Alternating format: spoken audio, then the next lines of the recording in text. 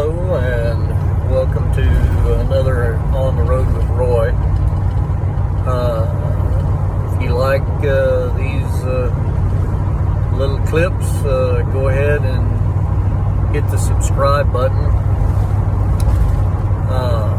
I want to tell you that I'm very disappointed in the churches around the country. I think they're doing a terrible disservice to their congregants, to the movement at large.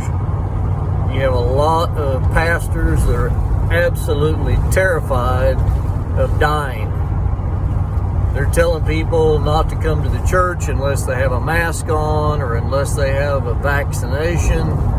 And the vaccinations are about as worthless as you can imagine.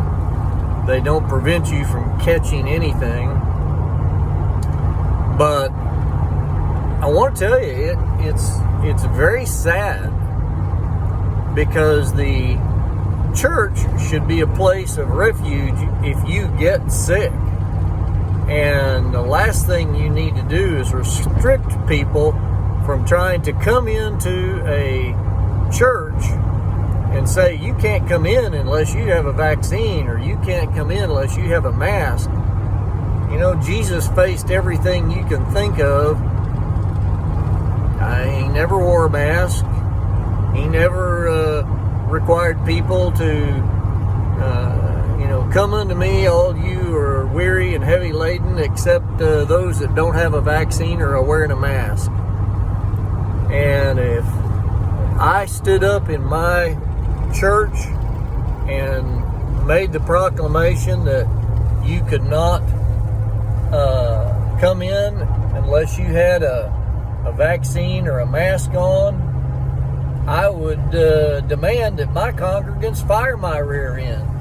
Get rid of me, because I am a totally ineffectual pastor and don't believe in the power of God if I require that. And that's what we're faced with in today's world. Pastors have no belief, trust, and faithfulness in God, and that's why the church is in the situation it's in. I just want to let you know, if you're going to a church and they do that, you need to get your old rear end out of that church and go find somewhere else to go, because the only place that pastor's going to take you is down to the pits of hell. I haven't required anybody to wear a mask in my church, and I tell them that, if they want to wear one, they can wear it, but it is not going to do a darn thing. Make them sick, that's about it. But we need to start understanding that the power of life lies within Christ. It doesn't lie within any of these so-called health gurus that lie out of both sides of their mouth. So you guys that listen can do whatever you want, but I haven't worn a mask. I don't require people to wear a mask. I would prefer that they don't, because I can see their smiling faces. And let me tell you, if you are too scared to live, that's sad.